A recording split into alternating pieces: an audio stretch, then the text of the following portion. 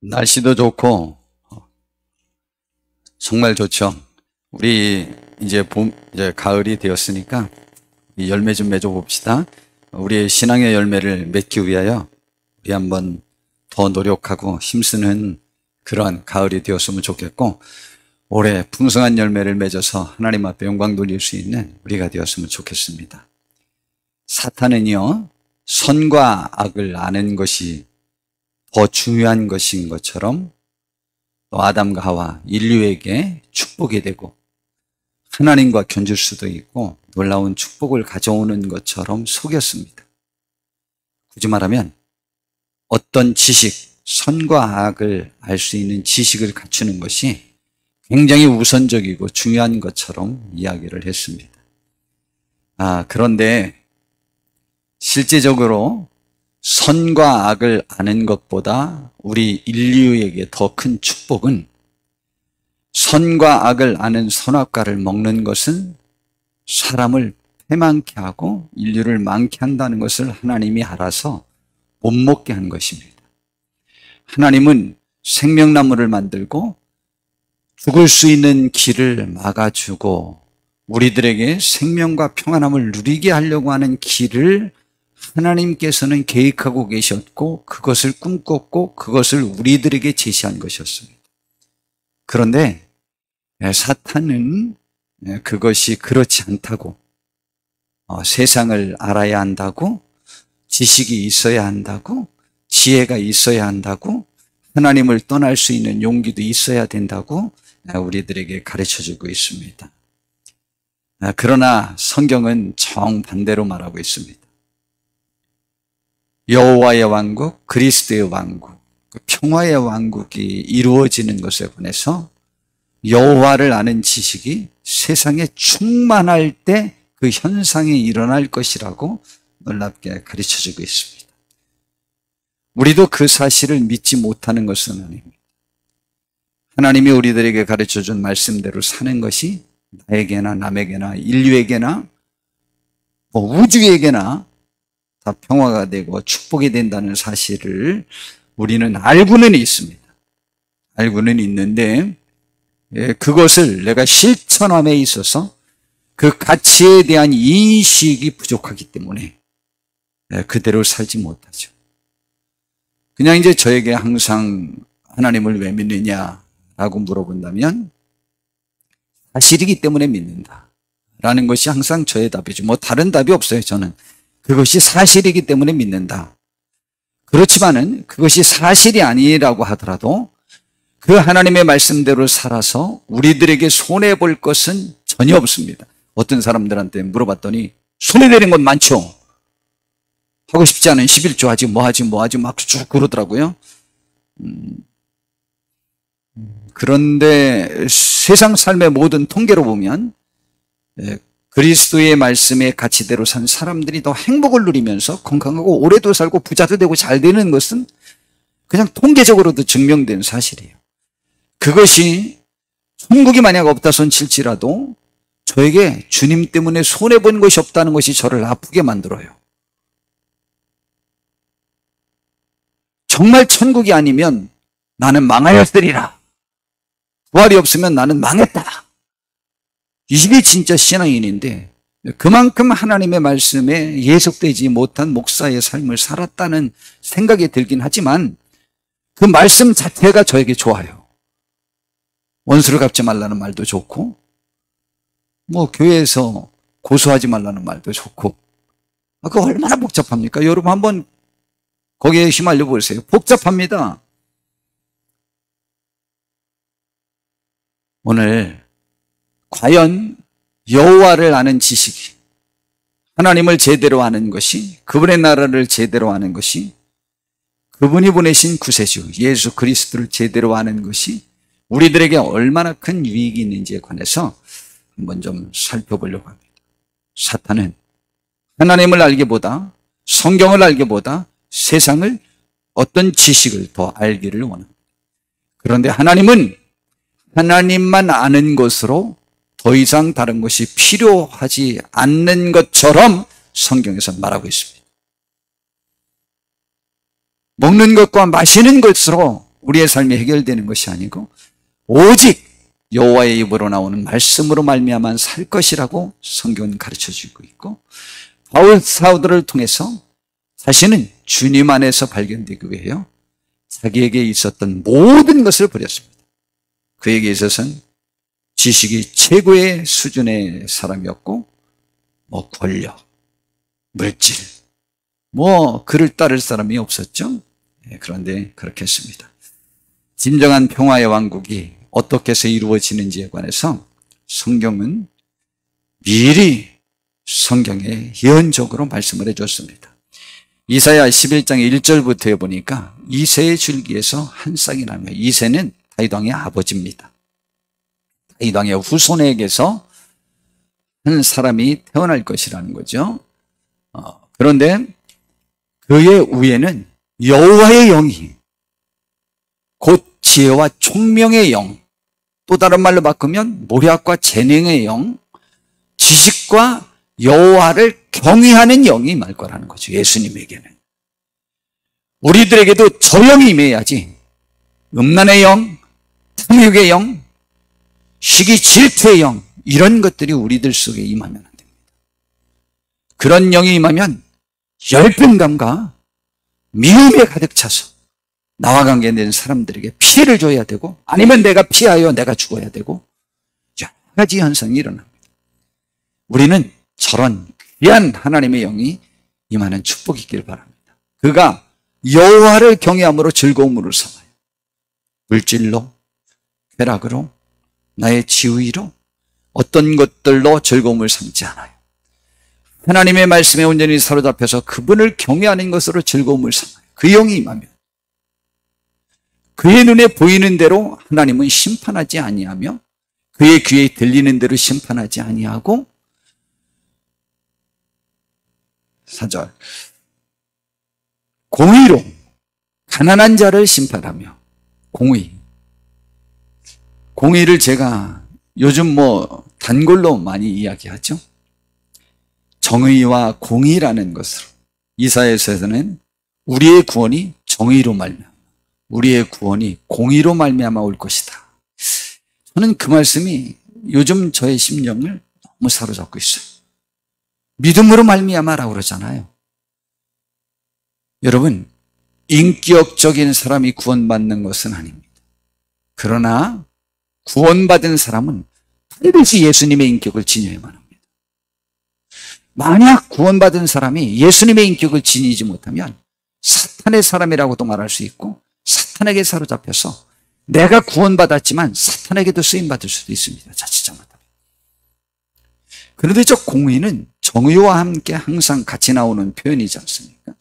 정의는 옳고 그름을 아는 것이요, 공의는 옳고 그름을 아는데 저 사람에게 어떻게 해주는 것이 가장 사랑이고 좋은 것인가를 판단하여 그대로 행하는 것이 공의요. 정의는 잘못한 사람은 죽여야 되고, 공의는 잘못한 사람을 살릴 수 있는 방법이 무엇인가라는 것이죠. 하나님이 인류를 향한 마음이죠. 그래서 하나님은 그 공의로 가난한 자를 심판해요. 정직으로 세상의 겸손한 자를 판단할 것이며, 그러니까 가난한 사람이라고 해서 무시할 수 없는 거죠. 정직한 마음으로 세상의 겸손한 자들을 옳고 그름에 판단하여 주의 사랑에 이끌림을 되어 판단하는 거죠. 그의 입의 막대기로 세상을 치며 그의 입술의 기운으로 악인을 죽이는 거죠. 그리고 공의로 그의 허리띠를 삼아요. 허리띠는 우리 왜 싸우려고 할 때 흔히 하는 자세가 있잖아요. 하고 그냥 허리띠를 꽉 매잖아요. 그냥 유도복도 쫙 매고, 왜냐면 이게 헐렁하면 힘이 좀 덜 들어가거든요. 그래서 허리띠 힘으로 삼고, 공으로 그의 힘으로 삼는 거예요. 공의로. 여러분, 정의로만 삼는 게 아니에요.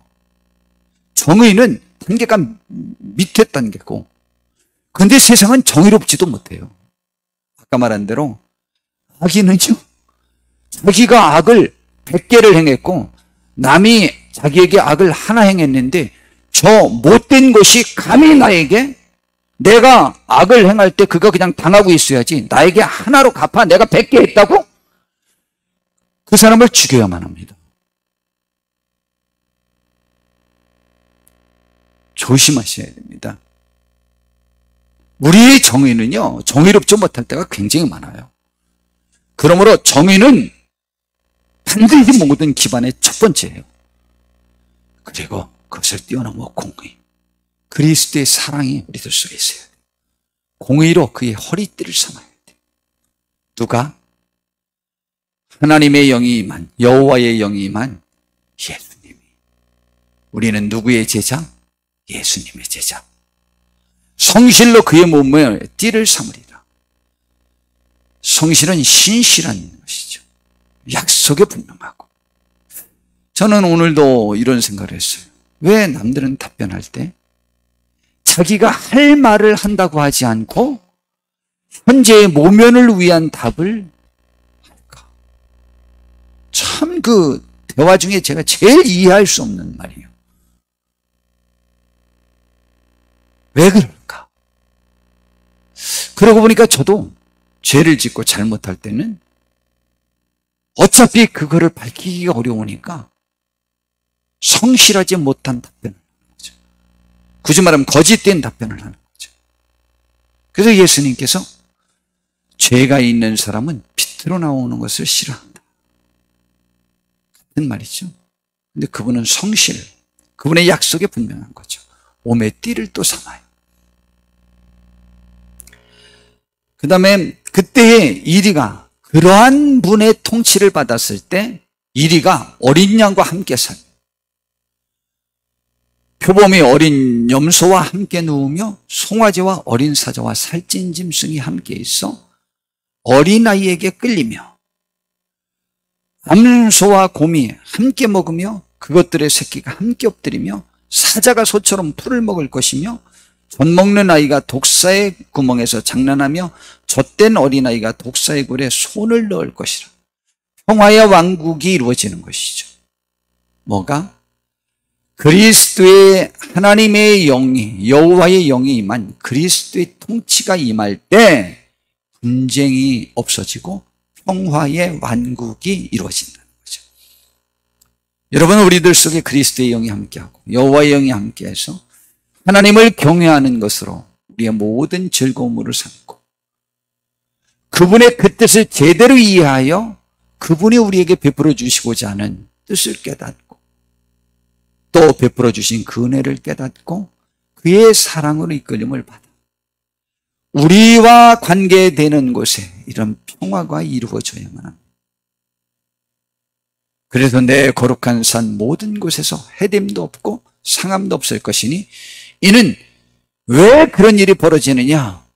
이유를 이곳에서는 여러 가지를 설명하죠. 첫 번째, 여호와의 영이 임했기 때문입니다. 그리고 여호와의 영을 받은 통치자가 나타났기 때문입니다.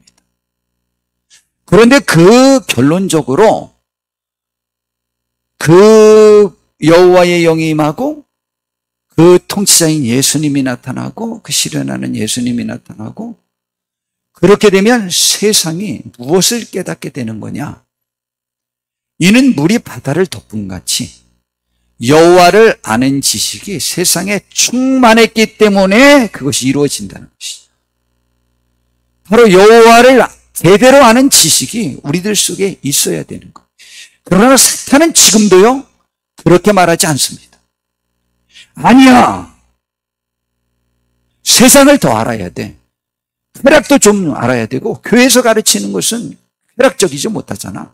얼마나 즐거운지 알아?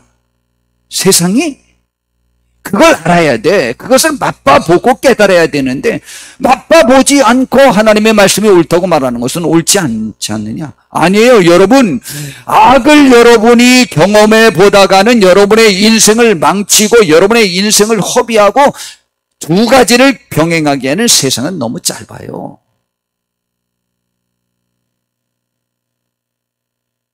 그것이 가능한 것은요, 여호와를 아는 지식.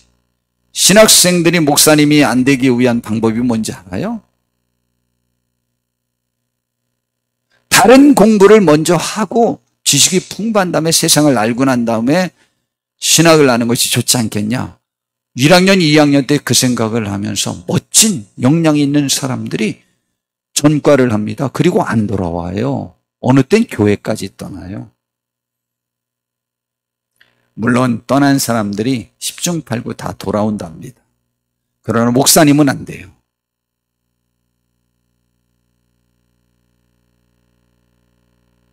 그것이 자기를 올무잡는 거예요. 사탄이에요. 사탄이 우리들에게 매번 유혹해요. 우리를 우물한 개구리라고. 진정한 신앙인은 우리 심화보 목사님의 그 목회 책 중에 우물한 개구리가 되라 라는 제목이 있어요. 어떤 책 제목이. 안 읽어봤어요. 전 사놨어요. 그러나 그 뜻이 무엇을 말씀하시는지는 제목만 봐도 알겠더라고요. 주님을 계피하는 지식이 가장 중요한 지식이에요. 이사야 61장 1절부터 3절에 또 여호와의 영이 임했을 때 일어나는 현상이 있어요. 주 여호와의 영이 내게 내리셨으니, 예수님께서 자기 고향에 가서 첫 번 설교를 하실 때 회당에 가서 저 말씀을 인용하셨죠. 이는 여호와께서 내게 기름을 부으사 나를 택했다는 거예요. 택해서 여호와의 영이 임한 택한 사람이 하는 일은 뭐냐? 권력과 힘 있는 사람을 쫓는 게 아니에요. 가난한 자에게 아름다운 소식을 전하게 하려 하십니다. 나를 보내사 마음이 상한 자를 고치며, 상한 자를 고쳐요.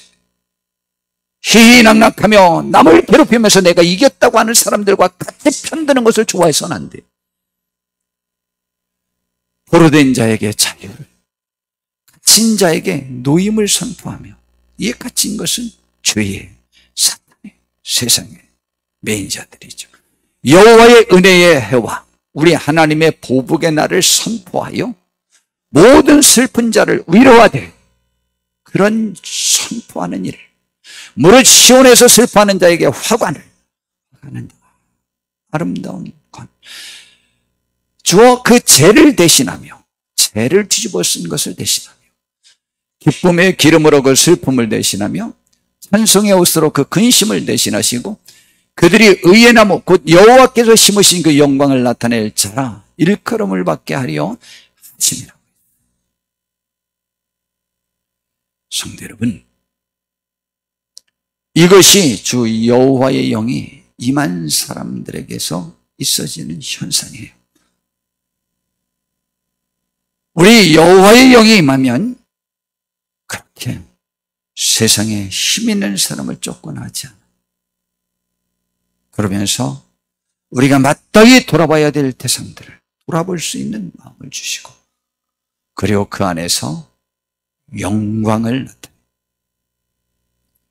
두 번째, 우리의 믿음이 어린아이 같은 데서 벗어나서 풍성하고 온전한 신앙인이 되는 길은요, 주님을 온전히 아는 것과 주님의 온전한 가르침인 사랑을 실천하는 길이, 그것이 제일 믿음에 장성한 사람임을 성경은 말하고 있습니다. 여러분, 그런데 그 중에 우선적으로 말하는 것은 주님을 온전히 알 때가 우리가 장성한 사람이 된다는 거예요. 온전한 사람이 된다는 것이죠. 고린도전서 13장은 우리가 아는 대로 사랑장입니다. 그런데 1절부터 있는 내용에 보면 이런 내용이 나와 있어요. 사람들이 천사의 말을 하고 또 예언하는 능력이 있고 또 산을 옮길 만한 믿음이 있을지라도 사랑이 없으면 그런 모든 것이 아무것도 아니라는 거예요. 그리고 내게 있는 것으로 구제하고 남을 도와주고 그렇게 내 몸을 불사르게 내어준다고 할지라도 사랑이 없으면 나에게 아무 유익이 없대. 제가 교회에서 내가 어떤 선물을 우리 교인들에게 혹은 교인들에게 물질을 도울 수도 있어요. 그런데 사실은 그걸 내 이름으로 하려면 교회에서는 차라리 안 하는 것이 교회에 유익하다. 라고 제가 자주 말하잖아요. 그래서 옛날에 교회에서 가르침은 다 그렇게 했습니다. 목사님의 이름으로, 교회 이름으로 안 할 거면 절대 교인들끼리는 선물을 주고받아서는 안 된다. 물론 선물을 주고받아서는 안 된 이유가 또 왜 있냐면요, 목사님이 성도님들과 선물을 주고받으면 그 목사님이 병들어서 그래요. 그걸 갖다 심령의 병이라고 해요. 병이 들면 그냥 선물을 받고 축복해 주면 되는 거예요. 근데 그것을 또 다른 선물로 보상할 때 그 병든 목사님들이 그렇게 하는 특질이 있어요. 이거는 목회자 병든 체크리스트에 나오는 것 중에 하나예요. 저는 그 심정을 충분히 이해합니다. 굉장히 좋지 않은데, 어제 우리 정성무 전도사님이 그러더라고요. 우리 제 방에 있는 의자 있지 않습니까? 그게 25만 원 주고 샀는데 그게 이제 너무 불편해요. 제가 사용하기에는. 공간도 이제 좁고. 그래서 장거로 바꾸는 걸 냈는데 그게 더 새거도 10,000원에 올라온대요. 그래서 10,000원에 올렸는데 어떤 사람이 자기가 신청해서 토요일 날 8시 반에 가지러 오기로 했대. 그런데 자기 집이 요 부분이니까 그걸 이렇게 그냥 이렇게 끌고 가려고 그런다는 거예요. 그렇다고 전도사님이 저에게 뭐라고 말했냐면, 목사님, 그냥 우리가 해준다고는 안 하고, 그럼 그렇게 하라고 하고 오면 우리가 교회에서 인심 쓰는 체 하고 우리가 좀 그걸 이렇게 갖다 주면 어떻겠습니까? 어우, 잘 생각했다. 그렇게 했어요. 그리고 이제 갔다 와서 하는 말이, 목사님, 그 사람이 거짓말한 거예요. 집이 요 부근이 아니고 구로공단이 있는 데예요. 그거 같이 가려면 2시간 걸릴 건데 거리가 멀다고 그러면 우리가 부담스러워서 자기한테 안 팔려고 옆에라고 속인 거래요. 그런데 직장에서 의자를 뭐 사달라고 했는데 그거 안 사줘가지고 할 수 없이 자기가 구한 거라는 거예요. 그러면서 갖다 주고 왔다. 그런데 목사님이 갖다 주라고 해서 우리 목사님이 갖다 주라고 해서 차로 이렇게 운반해 준 거다라고 말했다는 거죠. 근데 계속 이 마음을 갖고 있으면 굉장히 좋습니다. 제가 말하지 않았어요. 말은 했어요, 제가. 전도사님이 그렇게 하면 어떻겠느냐라고 물어봐서 그렇게 하라고 했는데 생각은 제 생각이 아니잖아요. 본인의 공을 저에게 돌렸어요. 그러면요, 본인도 제 말로 한 것처럼 가서 하면 본인도 칭찬됐지만 저도 높아지거든요. 우리가 주의 이름으로 무엇을 하라고 하는 것이 그런 거예요. 사랑. 나를 자랑하기 위하여 사랑을 베풀었을 때 아무것도 아니라는 거예요. 정말 아무것도 아니랍니다. 나를 죽여도, 나를 불사르게, 저 사람 대신 내가 불살려주심을 당해도 사랑이 아니고 나를 나타나기 위해서 할 때는 소용이 없다는 거예요.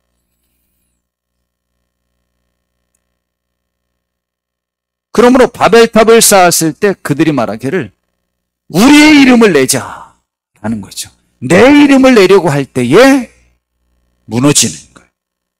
합이 무너지는 거죠. 화합이 안 되고 분열되는 거예요. 나를 나타내려고 할 때. 제가 요즘 제일 저를 경계하는 것 중에 하나. 조심하시길 바랍니다. 사랑의 가치, 사랑의 무엇인지 쭉 얘기했잖아요. 오래 참고 하면서. 그런데 사랑은 오늘 8절부터 보니까 언제까지나 떨어지지 아니하되 예언도 패하고 방언도 그치고 지식도 완전히 소용이 없을 때가 올 것이다. 왜냐하면 이 세상에 생각하는 모든 것들은 우리는 부분적으로 알고 부분적으로 예언하나 온전한 것이 올 때에는 부분적으로 하던 것이 패하리라. 당연하지 않겠습니까? 온전한 것이 오면은요, 부분적으로 하던 것은 없어집니다. 내가 어렸을 때에는 말하는 것이 어린아이와 같고 깨닫는 것이 어린아이와 같고 생각하는 것이 어린아이와 같다가 장성한 사람이 되어서는 어린아이의 일을 버리는 거예요, 여러분. 어린이처럼 그렇게 해서는 안 돼요. 애들처럼. 애들이니까 귀여운 거지. 지만 알고 시기하고 질투하고 날마다 엄마 찾고. 어제도 아이들 때문에 얘기했어요. 아이들 되게 우스워요. 어제 어떤 아이가 아빠 같다고 엄마 품에서 막 우는 거예요. 내가 그랬잖아요. 여기서 엄마가 찬양하고 아빠가 뒤에 있어서 좀 아빠가 좀 잠깐 봐주려면 나 엄마한테 갈 거야. 그러고 뛰어나와요. 그래 그럼 엄마 들어가고 아빠 나와서 찬양해. 여러분 나 아빠한테 갈 거야. 그래도 지 혼자 세우면은 그리고 들어가 버려요. 그게 어린아이예요. 그런데 어른에 대해서도 그런 행동을 하면 바보 취급을 당하는 거예요. 어린애니까 성장 과정에서 있는 과정이라고 생각해서 이해하는 거예요. 굳이 말하면 신앙이 장성한 사람, 온전한 사람은 어떤 거냐? 어떨 때가 온전한 거냐? 우리가 지금은 거울로 보는 것 같이 희미하나 그때에는 누구를? 얼굴과 얼굴을 대하여 볼 것인데 누구를? 지금은 내가 부분적으로 하나 그때에는 주께서 나를 아신 것 같이 내가 주님을 온전히 알 때 그것이 온전해지는 것이다. 여러분 우리가 주님을 진짜 온전히 안다면 지금의 부족한 연약한 그러한 신앙, 그러한 인격에서 벗어날 거예요. 우리가 주님을 제대로 알지 못하기 때문에 우리의 신앙이 흔들리고 우리의 삶이 흔들리고 우리의 인격이 흔들리고 부족함을 보이는 거예요. 성도 여러분, 우리는 여호와를 아는 지식이 온 천하에 물이 바다를 덮음같이 충만할 때 평화의 왕국이 형성되는 것처럼 또한 예수님을 온전히 알 때 우리가 온전해지고 성장한 믿음의 사람으로 장성한 어른다운 모습을 볼 수 있다. 그런 점 믿음, 소망, 사랑 이 세 가지는 항상 있을 것인데 그 중에 제일은 사랑이라. 그럼 고린도전서 13장에 있는 말씀을 장성한 사람의 특질을 두 가지로 요약할 수 있는데 하나는 예수님을 온전히 아는 거예요. 두 번째는 예수님을 온전히 안다는 것은 그분의 뜻인 사랑을 온전히 이해하고 행한다는 거예요. 이 두 가지가 어른스러운 신앙인이에요. 저와 우리 모두가 그렇게 되었으면 좋겠습니다. 한번 해봅시다. 그 다음에 천국의 가치와 그리스도를 온전히 아는 사람은 삶의 변화가 생깁니다. 오늘 우리의 주제가 여호와를 제대로 아는 지식이 우리에게 가져오는 결과에 관해서 살펴보고 있는 중이에요. 그런데 천국의 가치와 그리스도를 온전히 아는 사람은요, 삶의 변화가 생깁니다. 변화가 안 생길 수가 없어요. 빌립보서 3장에 보니까 바울 사도가 부름받음으로 인해서 예수님이 구세주가 아니다, 메시아가 아니다라고 고집부리고 예수님 믿는 사람을 잡아 죽이고 교회를 가장 밖에 한 사람이 되었는데, 그가 예수님 믿는 사람을 잡아 죽이려고 시리아의 다메섹으로 가다가 중간에서 예수님, 부활하신 예수님을 만났어요, 자기가. 그리고 그가 변화되었어요. 눈이 뜨였어요. 그 다음에 그가 그 상황을 가지고 빌립보 교회 성도들에게 말하는 거예요. 거기에 이단들과 잘못된 사람들을 경고하면서 개들을 삼가고, 특별히 유대 율법주의자들이죠, 행악하는 자들을 삼가고 몸을 상해하는 일을 삼가라. 아주 개들이라고 말했어요. 그들은 개 같은 사람들이다. 어떤 것이 진정한 그리스도인이냐? 구원받은 하나님의 백성이냐? 하나님의 성령으로 봉사하며, 또다시 말하는 거죠, 내 것으로 하는 것으로 말하지 마라 말이죠. 하나님의 성령님의 도움으로 하는 것처럼, 내 힘으로 하는 것이 아닌 것처럼 그렇게 하라는 것이죠. 성령으로 봉사. 그 다음에 그리스도 예수로 자랑하고, 그 다음에 그리스도 예수로 자랑해야 돼. 육체를 신뢰하지 아니하는 우리가 곧 할례파라, 진정한 하나님 사람이다 라는 겁니다.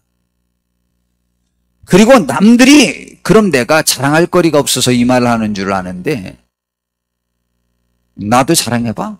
나는 8일 만에 할례를 받고 정통 유대인이라는 거죠. 이스라엘 족속이요, 베냐민 지파요, 히브리인 중에 히브리인이요, 율법으로는 가장 철저한 바리새인이요, 열심으로는 나는 교회를 박해했는데 나보다 더 박해한 사람이 있으면 나와봐라는 거죠.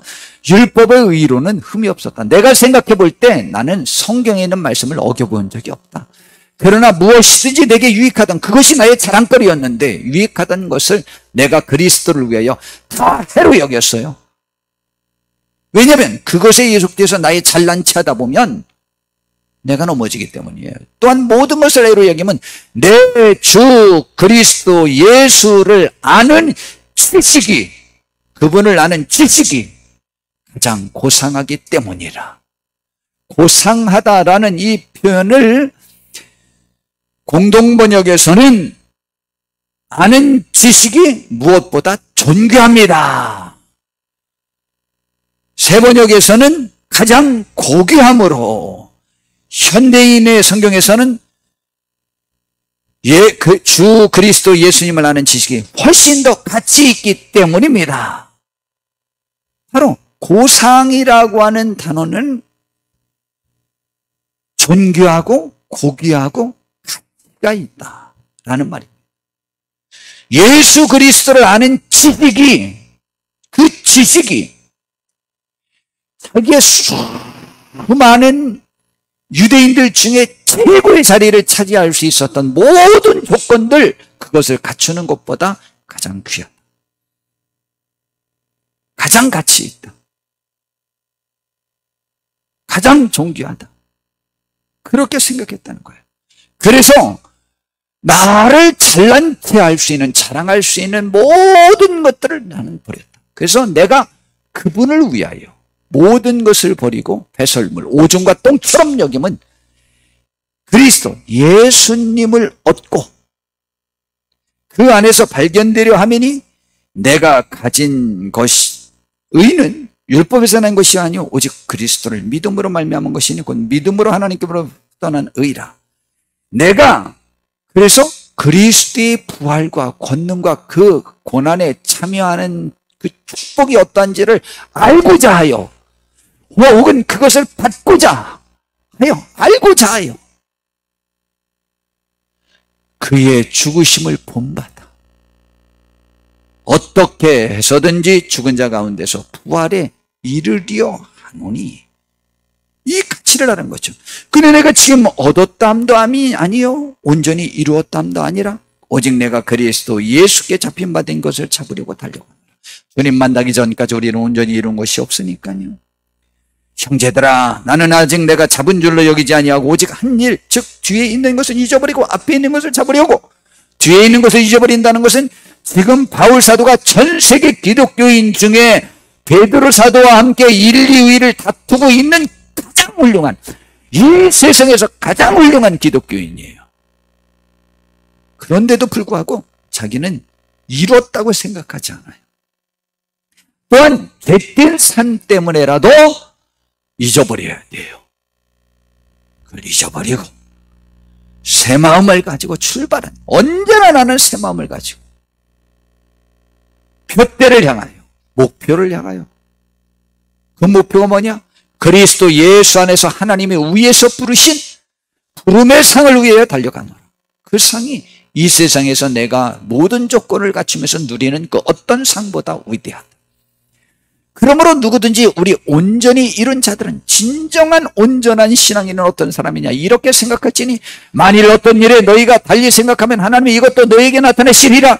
다른 어떤 조건들이 너희들에게 만들 것이라고 생각하는 사람은 너희는 온전히 이룬 사람이 아니다. 나처럼 다 버리고 목표를 향하여만 달려가고 어찌하든지 간에 그분을 알고자 노력하라. 오직 우리가 어디까지 이르렀든지 그대로 행할 것이라. 이것이 온전한 사람이라는 것이죠. 그런데 그런 사람들은 이 세상 다른 사람들과의 삶 속에서 어떤 모습을 또 보이느냐? 형제들아, 너희는 함께 나를 본받으라. 그리고 너희가 우리를 본받은 것처럼 그와 같이 행하는 자들을 눈여겨봐라. 나처럼 하나님의 말씀대로 사는 사람들을 눈여겨봐라. 내가 여러 번 너희에게 말하였거니와 이제도 눈물을 흘리며 지금 내가 너희들한테 부탁을 하는 말이 있다. 여러 사람들이 그리스도의 십자가에 원수로 행하느니라. 저도 그것이 내가 정말 주님의 원수로 행하는지, 주님의 제자로 행하는지. 그들의 마침은 멸망이요, 그들의 신은 배요. 배는 잘 먹고 잘 사는 것. 그의 영광은 그들의 부끄러움에 있고. 여러분, 이 세상 얼마나 많은 사람들이 자랑할 때 보면 뭘 자랑하는지 알아요? 어느 땐 도둑질한 것도 자랑하고, 부모님한테 대든 것도 자랑하고, 난 이성들과 많이 찬 것, 그걸 얼마나 그렇게 자랑하는지 몰라요. 부끄러운 건데 자랑해요. 땅의 일을 생각해요. 그러나 우리의 시민권은 하늘에 있는지라. 거기로부터 구원하는 자 예수 그리스도를 우리는 기다리는 거예요. 그분은 어떤 분이냐? 만물을 자기에게 복종하게 하실 수 있는 자의 역사로 우리의 낮은 몸을 자기의 영광의 몸의 형체와 같이 변하게 하신다는 것을 바울 사도는 아는 거예요. 그래서 목표를 향하여, 표대를 향하여 달려가고 있는 중이에요. 우리의 목표, 표대는 어느 곳에 집중되어 있고 우리에게 축복이 무엇이라고 생각합니까? 그래서 예수님의 예화에도 이런 예화가 있어요. 마태복음 13장 44절부터 해보니까 천국은 마치 밭에 감추인 보화와 같으니 사람이 이를 발견한 후 숨겨두고 기뻐하며 들어가서 자기의 소유를 다 팔아 그 밭을 사느니라. 여러분, 여러분이 소장농으로 일하는 밭에 정말 너무 많은 동물이 감춰져 있어요. 그러면은 여러분은 어떻게 하겠습니까? 이건 도덕적인 얘기를 말하는 게 아니에요. 그걸 발견한 사람은 주인도 모르는 보물이니까 자기 소유를 다 팔아서라도 그 밭을 소유한 다음에 그것을 캐내어 최고의 부자가 된다는 거죠. 여러분, 이 보물을 발견하면, 숨겨진 것을 발견하면 발견한 사람에게 몇 프로, 또 본래 그 주인에게 몇 프로, 이렇게 뭐 하는 법 규정이 있대요. 그러려면 다 내가 가지려면 내 것 내가 발견하면 됩니다. 그러니까 사는 거예요. 저기는요, 그런 도덕적인 문제를 지금 말하는 것은 아니고 법적이며 이게 어떤 것이 유익일까를 말하는 것인데, 여러분이라면 그렇게 안 하겠습니까? 천국을 알면 그렇게 될 것이다. 천국은 그런 것이다.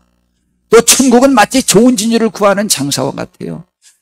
여러분, 제가 임재라고 하는 그 물고기 얘기 한 10여 년 전에, 10몇 년 전에 했었죠? 거기 벼룩시장에 그게 나왔어요. 5마리가. 근데 그게 한 5만 원 전후에 나왔어요. 그때는 그게 그렇게 팔렸어요. 근데 저는 개인적으로 그 색깔을 별로 좋아하지 않아요. 그래서 저는 그걸 제가 구입을 안 했어요. 2달 후에 한 마리에 20만 원, 50만 원씩 올라가서 그것이 5만 원 정도에 전후됐던 것이 근 100만 원 가격으로 올랐어요. 알았더라면 제가 별로 좋아하지 않는 색깔이라도 샀을까요? 안 샀을까요? 100% 사죠. 지금까지도 아직 그건 비싸요.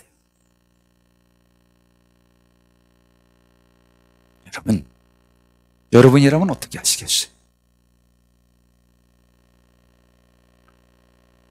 천국의 가치를 아는 우리가 되기를 진심으로 바랍니다. 그래서 결론적으로 우리는 누구를 알아야 되는지 알아요? 예수님을 알고 하나님을 알아야 돼요. 그래서 호세아 선지자가 6장 1절부터 보니까 오라! 우리가 여호와께로 돌아가자. 왜? 여호와께서 우리를 찢으셨으나 도로나게 하실 것이요 우리를 치셨으나 싸매어 주실 것입니다. 그분의 아픈 마음, 그분의 우리를 향한 사랑의 마음을 알자.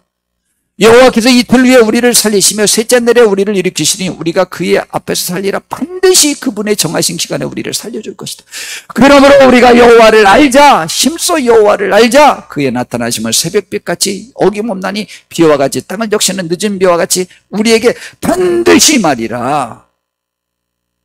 여호와를 아는 우리가 되기를 바랍니다. 적극적으로 찾아봅시다. 시편 119편 말씀을 제가 그냥 이렇게 읽어드려 볼게요. 시편 119편 말씀이 한 장 중에 제일 길은 거예요. 176절까지 있어요. 이 시만큼 고도의 실력자가 쓴 것이 없고 고도의 신앙인이 쓴, 이건 그래서 다윗왕 외에는 이러한 시를 쓸 사람이 없을 것이라고 생각하는데 저도 그렇게 생각해요. 그건 시간 관계상 뒤로 미루고 말씀과 관련된 거예요.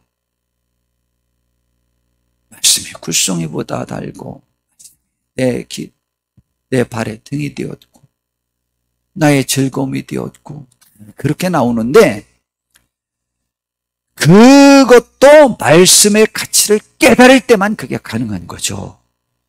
여러분, 여호와를 아는 지식이 어떤 사람에게 주어지느냐?